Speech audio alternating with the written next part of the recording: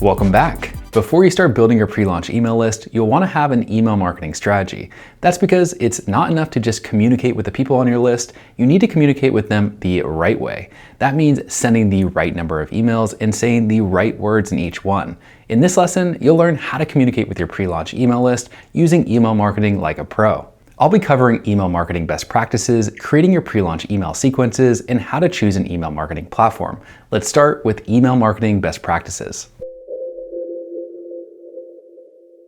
Before I go any further, I want to be really clear on our goal with email marketing, and that is to get as many people on your pre-launch email list to back your project as possible. So let's break down a few best practices to ensure that happens. The first best practice is to make purpose-driven emails. Every email you send should call the reader to take an action. In the marketing world, we aptly call this a call to action. Think of it as guiding the people on your list down a path that takes them closer to becoming a backer. For example, you could have a call to action to follow your Kickstarter pre-launch page or to fill out a survey. Ideally, you'll only have one call to action per email to keep it very focused. And each action someone takes will show more commitment to backing your project. The second best practice is to focus on quality over quantity. Nobody likes getting a bunch of emails in their inbox every day, and bombarding your list with a ton of emails is an easy way to hurt your open rates and see more unsubscribes. You want your pre-launch list to be excited to back your project, not to be annoyed every time you pop in their inbox. All right. Now you understand these two email best practices, we can move on to our recommended pre-launch email sequences. Our advice is to keep things simple. There are two sequences of emails you'll want to send. First, your welcome email sequence.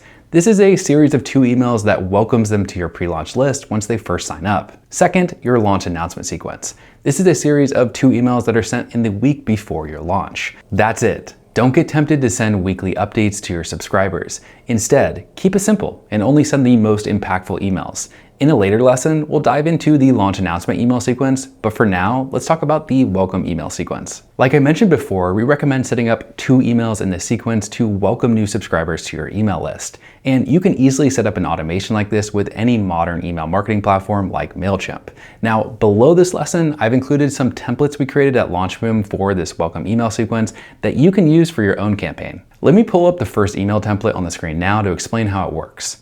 First off, this email should be sent right when someone signs up for your pre-launch list. Now, diving into the template, I recommend that you introduce yourself as the creator of the project. One big part of what makes Kickstarter special is the connection that's formed between the backer and the creator. So it's great to inject your own personality into these emails. Next, I recommend giving a short blurb about your product and what makes it unique.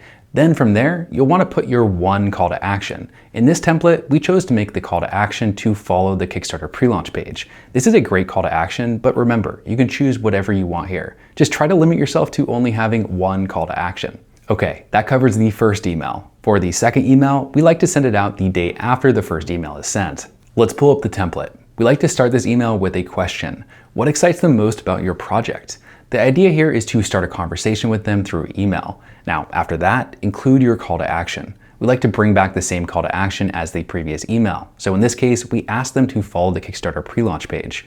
We do this because not everyone is going to open the first email. So this second email makes it more likely that people will actually follow the Kickstarter. Feel free to use these templates and change them to fit your project's unique style. All right, now that you know which emails to send, let's talk about how you actually send them. Because in order to send these emails to your pre-launch email list, you're going to need an email marketing platform to do the sending for you. There are plenty of email marketing platforms out there, and you should choose the one that best suits your needs or that you're most comfortable with. At LaunchBoom, we primarily use MailChimp because it has a good mix of features at an affordable price. But other common email marketing platforms include Klaviyo or MailerLite. There are many more, but as long as you use one that is able to set up automations and can send normal email campaigns, you'll be fine.